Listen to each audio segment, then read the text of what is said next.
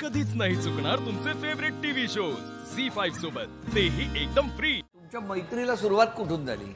आमच्या मैत्रीला सुरुवात जेव्हा आम्ही कॉलेजमध्ये होतो ना, तेव्हा कुठे कॉलेजमध्ये होता तुम्ही? पण आमची मैत्री कॉलेजची नाही आहे, आम्ही सेम एरियाचे आहोत, ओळखायचे आम्ही अगोदरपासून एकमेकांना, पण एवढी घट्ट मैत्री नव्हती।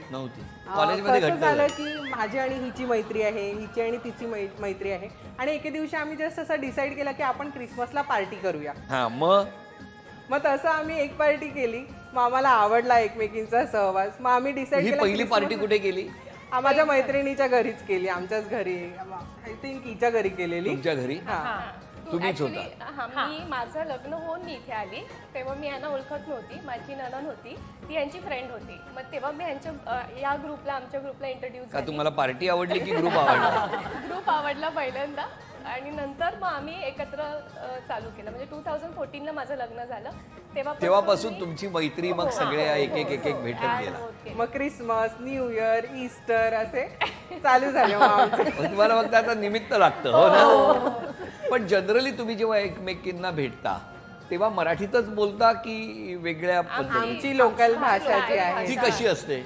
अटे तटे असं, तू अटे कटे तटे? चालला, तू कटे रेते, म्हणजे आम्हाला जर विचारायचं असेल की तुम्ही कुठे चालले तर मी विचारेल तू कुठे चालला? कटे चालला? येस, म्हणजे आम्ही तू कुठे चालली, तू कुठे चालला असं आम्ही बोलत नाही, तू कुठे चालला, तू कुठे चालली।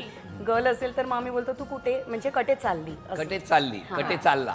अच्छा, मग तुमच्या घरात छोटे छोटे वाद होतात त्याला काय अटे तटेचे भांडण म्हणतात? अटे तटेचे वाद होत असतील ना? तुमचं काय अरेंज केलं? तुमचं arrange marriage, love marriage, arrange marriage, love marriage. अरे वाटून घेतलंय टप्प्याटप्प्याने, हो ना? तर तुमचं काय इथेच जमलं? नाही, ऍक्च्युली आम्ही हैदराबादला गेलेले एका ग्रुप मधून। तटे कशाला गेले होते? फिरायला गेलेले, म्हणजे एक मोठा ग्रुप होता, त्याच्यामधून मी माझ्या डॅडी बरोबर गेलेली आणि मिस्टर त्यांच्या फ्रेंड्स बरोबर आलेले होते। मग तिथे आम्ही ओळखायला लागले। ओळखायला म्हणजे काय तुमच्या बॅगा उचलल्या की काय केलं? काय इतकं काय?